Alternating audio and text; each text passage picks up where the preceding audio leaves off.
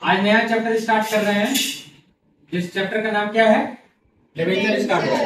Debenture जैसे बता दे तुम लोग को कि आप लोग जो इशू ऑफ शेयर चैप्टर है, इशू ऑफ शेयर और ये जो डिबेंचर है, इन दोनों को मिला के आपके एग्जाम में कितने मार्क्स का क्वेश्चन आता है? 24 मार्क्स। पार्टनरशिप पढ़ेंगे तो कितना आएगा? 36। ठीक है। लेकिन एक ये चीज है कि इशू ऑफ शेयर जो है तो लगभग 12 से 15 मार्क्स का बनता है और रिमेन कितने क्या बनता है? डिबेंचर। ये मान के चलो कि ये भी 12 का बनता है। मैं ये बता दूं कि ये भी 12 तो ये भी 12 है। अगर कोई लोग शेयर नहीं पढ़े हो ना तो कोई दिक्कत नहीं, लेकिन डिबेंचर पढ़ोगे तो भी समझ में आएगा। शेयर नहीं पढ़े हो ना तो कोई दिक्कत नहीं है, डिबेंचर पढ़ोगे समझ में आएगा। शेयर जितना बड़ा टॉपिक है, जैसे शेयर को पढ़ने में 30 से 40 क्लास लगती है, तो डिबेंचर को पढ़ने में 15 से 20 क्लास में ये क्लियर हो जाता है अगर अच्छे से पढ़ोगे। 15 क्लास 20 क्लास तो मैंने मैक्सिमम बता दिया है, लेकिन 15 क्लास में आप डिबेंचर आराम से क्लियर कर लोगे। ठीक है। अब मैं आपको बताता हूँ कि डिबेंचर में टॉपिक कितने हैं। डिबेंचर के अंदर हमको सारे टॉपिक नहीं पढ़ने होते शुरुआत से, क्योंकि जैसे कि आप लोगों ने इशू ऑफ शेयर पढ़ा है तो उसमें बेसिक एंट्री नहीं पढ़नी होती है। इसमें डिबेंचर के अंदर कुछ इंपॉर्टेंट टॉपिक है, हमको सिर्फ वो पढ़ना होता है और मीनिंग ऑफ डिबेंचर जानना होता है, इसकी थ्योरी।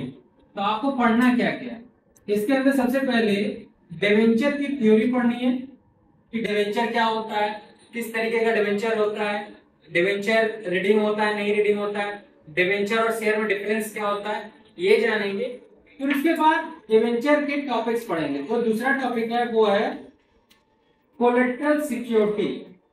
मतलब डिबेंचर को जब as a collateral security issue किया जाए तो क्या कंडीशन होता है। तीसरा है consideration other than cash. Consideration other than cash मतलब डिबेंचर को अगर कंसीडरेशन अदर देन कैश में इशू किया जाए तो क्या उसका कंडीशन होता है। और एक होता है रिडम्पशन केस होता है। क्या होता है? Redemption case. मतलब कि अगर डिबेंचर को इशू किया जाए रिडम्पशन केस पे, ये सब टॉपिक है। अभी आपको टॉपिक बस लिखना है, ये क्या है इसके अंदर हम इसके बारे में जानेंगे। फिर एक आता है क्वेश्चन 6 मार्क्स का। क्या आता है? 6 मार्क्स का। इसमें redemption case plus discount plus P and L ये बनाने पड़ेगा।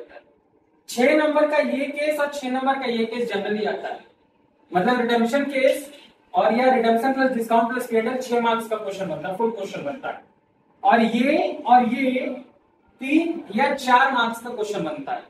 इससे जनरली आपको एमसीक्यू आता है। बात समझ में आ गई? आया ना? आप थ्योरी से एमसीक्यू मिल जाएगा आपको। Collateral security consideration other than cash से 3 से 4 मार्क्स का क्वेश्चन मिलेगा। रिडम्पशन केस और रिडम्पशन पर डिस्काउंट प्लस पीएंडल से फुल क्वेश्चन बनेगा। ठीक है। तो आपको ये पढ़ना है। अब एक चीज बता दें, सबसे पहले हम लोग आज स्टार्ट करेंगे क्या? थ्योरी। डिबेंचर की थ्योरी स्टार्ट करेंगे कि डिबेंचर क्या होता है। ठीक है। तो डिबेंचर समझने के पहले सबसे पहले हम कुछ आपको बताते हैं, उसको जानेंगे। शेयर जानते हो सब लोग? हाँ बताओ तो, शेयर कौन जानता है? बताओ तो वैष्णवी, बताओ तो शेयर क्या होता है? शेयर होता है। और से और कार होती है, बिल्डिंग होता है, फर्नीचर होता है, एग्रीमेंट होता है। और कुछ शेयर क्या होता है आयुष? सर ऑथराइज्ड कैपिटल को शेयर के फॉर्म में पब्लिक में इशू करते हैं। ऑथराइज्ड कैपिटल शेयर से कंपनी देती है लोगों को। रजिस्टर्ड कैपिटल होता है कंपनी का। और कोई? खत्म है कहानी सब। शेयर खत्म, हम लोग भी खत्म है कि नहीं? कोई यार? चलो मैं बताता हूं। शेयर एक तरह की सिक्योरिटी होती है जो कि कैपिटल का पार्ट होती है। किसका पार्ट होती है? कैपिटल का पार्ट होती है। इस सिक्योरिटी से फंड रेज किया जाता है। फंड रेज करती है कौन? फंड रेज का मतलब फंड लेना, फंड उठाना मार्केट से। कौन? कंपनी उठाती है, ठीक है। और शेयर के बदले कंपनी को, शेयर के ऊपर कुछ नियम लगते हैं, शेयर पे कंपनी को क्या पे करना पड़ता है? डिविडेंड। अच्छा, अब डिविडेंड का पता होगा, डिविडेंड क्या होता है वैष्णवी? प्रॉफिट का पार्ट। चलो लाज बची, शेयर नहीं पता कोई बात नहीं, लेकिन डिविडेंड पता है, हाँ या ना?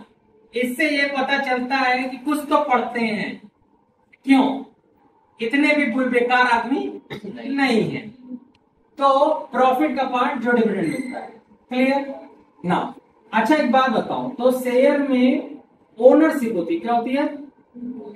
ओनरशिप होती है, क्योंकि आप कैपिटल से उठा रहे, तो इसमें ओनरशिप होती है और आपको डिविडेंड मिलता है, किसको? शेयर होल्डर को। लेकिन वहीं अगर डिवेंचर की बात की जाए, किसकी बात की जाए? डिवेंचर। डिवेंचर भी एक तरह की सिक्योरिटी है। अब जिस इससे भी फंड आता है, किसको? कंपनी को। लेकिन किस तरीके का फंड? लॉन्ग टर्म फंड आता है। कौन सा fund? Long term fund. Long term fund का मतलब क्या होता है? ऐसा पैसा जो कि कंपनी को मिलता है लंबे समय के लिए। कितने कितने समय के लिए? लंबे समय के लिए, मतलब मोर देन 1 ईयर कहा जाता है, जिसको long term source of fund कहा जाता है, मोर देन 1 ईयर। लेकिन इसमें एक मैटर ये होता है कि डिवेंचर में जो डिवेंचर बाई करता है, पहले तो वो डिवेंचर होल्डर बनेगा, डिवेंचर होल्डर। और डिवेंचर होल्डर क्रेडिटर होता है। क्या होता है? क्रेडिटर। क्रेडिटर होता है। क्रेडिटर का मतलब ये है कि ये अपना पैसा आपको उधार दिया है, एक तरीके से। क्या दिया? उधार। अब कोई पैसा उधार देगा तो क्या करोगे? ब्याज देना पड़ेगा कि नहीं देना पड़ेगा? देना पड़ेगा ब्याज, हाँ? यस। मतलब ब्याज देना पड़ेगा। कोई ऐसा जानती हो बैंक में कभी ब्याज व्याज पे पैसा देता है? कभी सुना है? सुना है? देखिए हो। अच्छा, अच्छी बात। हमको लगा कि वो भी नहीं पता हो। नहीं पता है। बैंक लोन का नाम सुनी हो? अरे बालिका बोलो। बैंक लोन पे क्या देना पड़ता है? इंटरेस्ट। इंटरेस्ट। इसी तरह डिवेंचर पे भी क्या देना पड़ेगा? क्या देना पड़ेगा? इंटरेस्ट। किसको देना पड़ेगा इंटरेस्ट? किसको देना पड़ेगा? डिवेंचर होल्डर को। कौन देगा? कंपनी देगी। तो अब एक बात याद रखो कि डिवेंचर एक तरह की सिक्योरिटी है जो कि लायबिलिटी क्रिएट करती है। क्या क्रिएट करती है? लायबिलिटी। लायबिलिटी क्रिएट करती है, जिसपे कंपनी को इंटरेस्ट प्रोवाइड करना होता है। ये समझ में आ गया? कोई दिक्कत? लेकिन शेयर में क्या होता है? शेयर में कैपिटल आता है, ठीक है। अब शेयर में कैपिटल आता है तो उसका क्या देना पड़ता है? डिविडेंड देना होता है। और डिविडेंड देते हैं। और शेयर के कैपिटल जो share holder fund, share holder होते हैं, वो क्या होते हैं हमारे लिए? ओनर होते हैं। कंपनी के क्या होते हैं? ओनर होते हैं। आगे बात समझ में? कोई दिक्कत? अब जरा इसका डिफरेंस समझो, थोड़ा अच्छे से डिफरेंस समझते हैं। क्या समझेंगे? डिफरेंस। फिर समझेंगे टाइप्स ऑफ डिवेंचर। क्या समझेंगे? Types of debenture. Types of debenture. और आयुष, जीवन अच्छा चल रहा है? ठीक ठाक चल रहा है। ठीक ठाक चल रहा है? पढ़ाई कर रहे हो कि नहीं कर रहे हो? हाँ सर। चल, हमने लिखा शेयर, अब दूसरा लिख रहे हैं क्या? डिवेंचर। डिवेंचर। इनके बारे में हम करेंगे डिफरेंस, ठीक है। सबसे पहले डिवेंचर में जो शेयर होल्डर होते हैं, होल्डर, इसमें होल्डर जो शेयर को होल्ड करते हैं वो ओनर होते हैं। क्या होते हैं? ओनर होते हैं। लेकिन इसको होल्ड करने वाला बंदा क्रेडिटर होता है। पहले ये क्या, ये समझ गए? क्रेडिटर। रिवॉर्ड, इसमें रिवॉर्ड प्रॉफिट का पार्ट मिलता है, प्रॉफिट पार्ट, ठीक है, जिसको हम क्या कहेंगे? हम लोग डिविडेंड कहेंगे। लेकिन इसमें क्या मिलेगा? इंटरेस्ट। इंटरेस्ट मिलेगा। अच्छा एक बात और बता, इसमें एक और बात बता रहा हूं, उसको जरा ध्यान से समझो। शेयर में डिविडेंड तब दिया जाता है जब कंपनी को प्रॉफिट जनरेट हो। कंपनी को प्रॉफिट होगा तभी क्या मिलेगा? डिविडेंड मिलेगा। लेकिन डिवेंचर में अगर कोई किसी कंपनी ने डिवेंचर इशू करके पैसा उठा लिया तो कंपनी प्रॉफिट में हो चाहे ना हो, कंपनी को प्रॉफिट हो या लॉस हो, दोनों कंडीशन में कंपनी को इंटरेस्ट देना पड़ेगा। आगे बात समझ में? कितने लोगों को क्लियर हो गया? क्लियर हो गया? कितना क्लियर है? अब ये देखो, ये इंटरेस्ट फिक्स इंटरेस्ट होता है। क्या होता है? हाँ, ये फिक्स्ड होता है। और लेकिन डिविडेंड हमेशा क्या होता है? फ्लक्चुएटिंग होता है। डिविडेंड क्या होता है? फ्लक्चुएटिंग होता है। बट एक कंडीशन में डिविडेंड भी फिक्स निकलता है। कोई बताएगा कि एक कंडीशन में डिविडेंड फिक्स कहां निकल के आता है? किस कंडीशन में डिविडेंड भी फिक्स निकल के आ जाता है? प्रेफरेंस शेयर के केस में। प्रेफरेंस शेयर के केस में एक डिविडेंड फिक्स निकल के आता है ना? लेकिन डिवेंचर के केस में डिविडेंड फिक्स है। इक्विटी के केस में, इक्विटी के केस में आपको डिविडेंड फ्लक्चुएटिंग होता है। ये भी हो सकता है कि डिविडेंड मिले ना मिले, ये भी पता है आपको बात।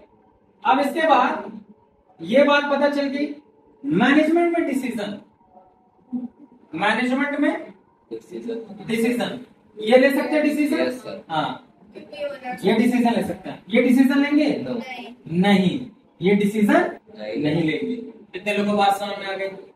इतना क्लियर हो गया? हाँ या ना? अब तुम्हें एक चीज बताता हूं, बड़ा ध्यान से समझो।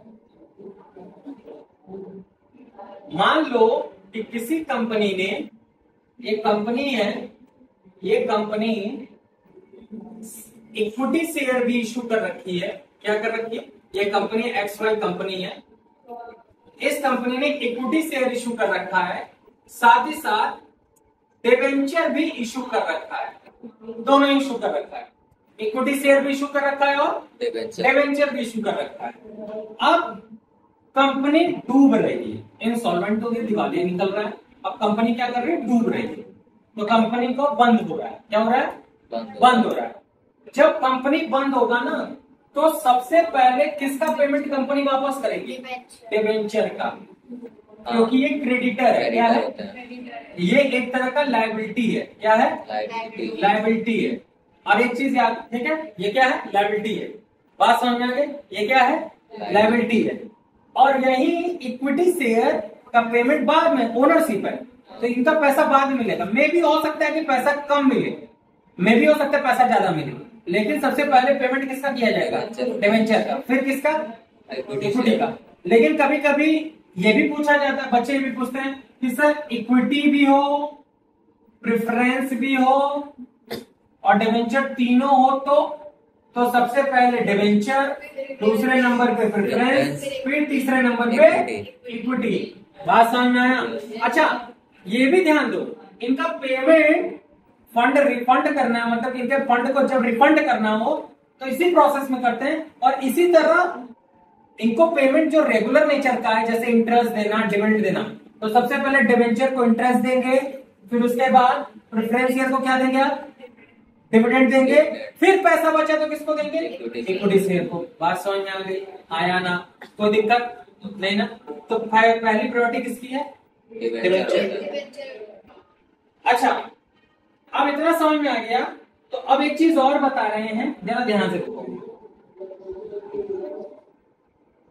Part of share holder fund. Share हमेशा शेयर होल्डर फंड का पार्ट होता है। शेयर हमेशा शेयर होल्डर फंड का पार्ट होता है। और यही ये किसका पार्ट होता है? नॉन करेंट लायबिलिटी का पार्ट होता है। बात समझ में आ गया? हाँ या ना? कोई दिक्कत? इसको लिख लीजिए। बात समझ में आ गया?